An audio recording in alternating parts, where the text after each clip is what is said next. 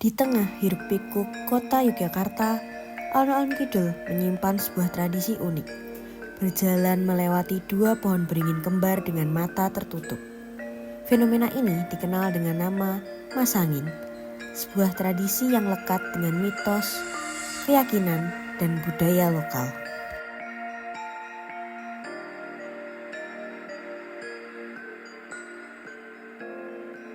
Tradisi ini konon berasal dari zaman Sultan Hamengkubuwono I, ketika calon menantu harus bisa melewati dua pohon ini dengan lurus untuk menunjukkan niat dan ketulusan.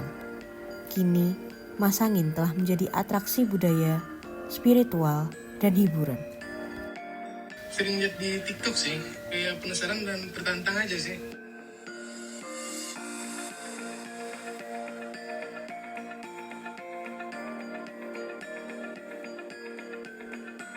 Motivasi orang untuk mencoba Masangin beragam. Dari ingin menantang diri, mencari makna spiritual, hingga sekedar mengikuti tren.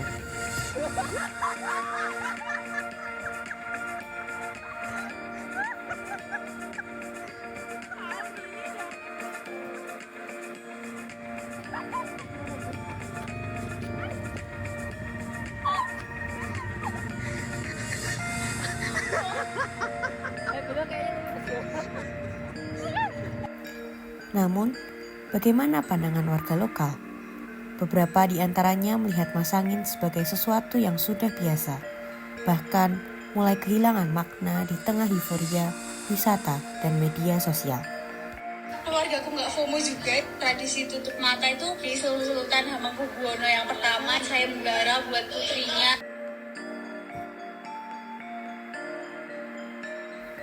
Masangin bukan sekedar permainan.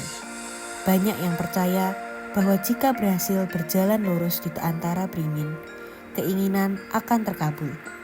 Tapi bagi yang lain, ini adalah simbol dari ketenangan, kepercayaan diri, dan fokus.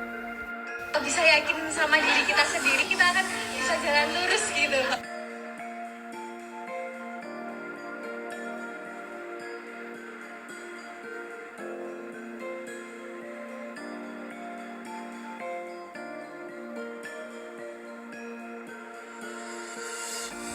Seiring waktu, tradisi ini mengalami pergeseran. Warga lokal mengkhawatirkan nasib Masangin karena ada isu penutupan alun-alun kidul. Tradisi ini terancam bukan karena hilang makna, tapi kehilangan ruang. Perlu sih, 10 atau 15 tahun ke depan kita nggak akan tahu itu masih ada atau enggak. Masangin bukan hanya tentang bisa atau tidaknya melewati dua pohon, tapi tentang cara kita memahami tradisi, menghidupkan sejarah, dan menempatkan diri di tengah-tengah budaya yang terus bergerak. Karena makna Masangin lahir dari cara masyarakat memaknai simbol, mitos, dan pengalaman. Sebagaimana Jung menjelaskan bahwa di balik ritual tersembunyi warisan ketidaksadaran kolektif yang membentuk identitas bersama. Persepsi yang terbentuk pun bukan hal yang tunggal. Ia lahir dari skema budaya, pengalaman pribadi, dan harapan sosial sebagaimana dijelaskan oleh Brunner dan teori persepsi konstruktivis, sehingga dapat membentuk persepsi yang berbeda antara satu orang dengan orang lainnya. Dalam tiap langkah tertutup mata itu, ada motivasi yang bergerak, dorongan intrinsik untuk terus menantang diri, rasa ingin tahu yang murni, hingga motivasi ekstrinsik yang dipengaruhi cerita, keberuntungan, dan atmosfer sosial. Semuanya saling terjalin dalam ruang batin manusia, sebagaimana dijelaskan dalam teori self-determination.